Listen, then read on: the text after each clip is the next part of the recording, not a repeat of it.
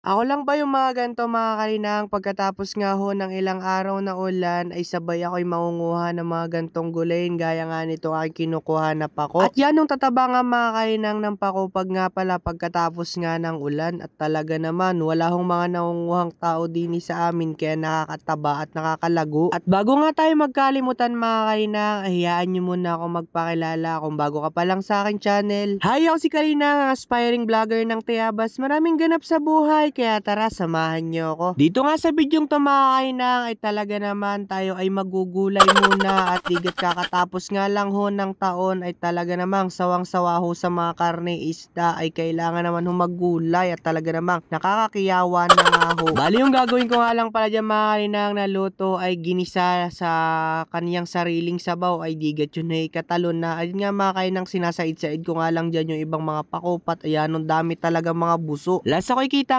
nyo naman mga kainang kung paano ko nga to kinukuha at yan lang parting gitna lang pala mga kainang kinukuha ko diyan yung tinatawag nga namin dini sa aming buso. Ayun nga, maganda yun. At talaga namang mga kalinang yan nung sarap ho niyan. Yayakin na nga rin huling sasangat yung mga nagpapa-shoutout sa atin. Shoutout nga po pala sa mga taga Ilocos, Lemery, Batangas, Talisay, Pagbilao, Rosario, Batangas, Malbar, Batangas, Macalelon, Quezon, Sariaya, Baguio, Wakas, Chaong, Candelaria, Isabela, Bulacan at Las Piñas. Big shoutout po sa inyong lahat at maraming salamat po sa mga walang sawa ninyong suporta at sa panonood ng aking maikling video. Dagdag ko na nga rin mga kainang yung mga OFW nating mga nagbibigay ng star sa ating mga video, mga taga Qatar, Japan, Saudi Arabia, Australia, Hong Kong, at marami pang iba mga kalinang at talaga namang maraming salamat at maraming nakaka-relate sa ating video ng mga OFW na taga-Linang. Balik nga tayo mga kalinang sa ating video, tapos na nga tayo diyang manguha ng pako na ating gugulayin at ito nga mga kalinang dahil nga ho yan nung dami ng dahon ng talbos ng ating kamote ay atin na nga ho ito mga kalinang nahaharbisin at talaga namang yan nung sarap nga pala na ring kapartner sa bagoong na may kalamansi at sili at yun nga palang talbos ng kamote ay ating ititipay sa sinaing o kaya naman ay papakuluan lang ng kasaglitan. O diga mga kalinang may pangulam na kami at masustansya pa at talaga naman pag hindi ikaw ay makakadamak pa ng bahaw.